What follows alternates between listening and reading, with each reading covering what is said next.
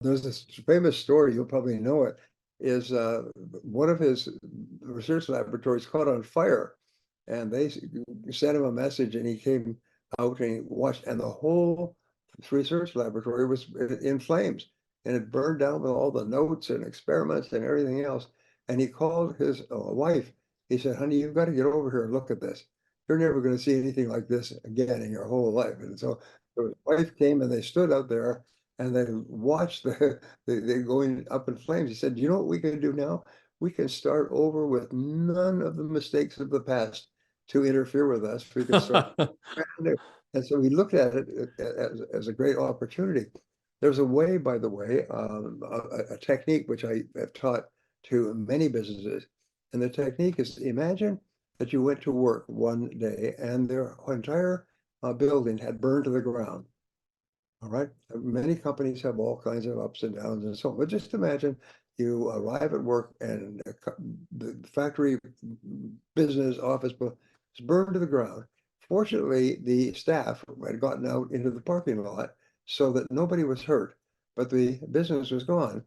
However, there was a good piece of luck is across the street was a new building that was unrented, unleased, and you could go and walk across the street. And this is the key. It's called the walk across the street method. You could walk across and start over again. Now, if you were going to do this, it's very important thinking tool is who would you take, I'm sorry, what products or services would you want to get up and into the market as quickly as possible? What customers would you contact? What would you do first? What would you do second? What would you want to get moving fast? Because you've got to get started, you've got to generate sales and revenues and so on. And that's the first part. And second of all your staff have been uh, safely evacuated from the building. Which of your staff would you take with you to the new building? And which would you leave in the parking lot? And this is really, really important. This is called zero-based thinking.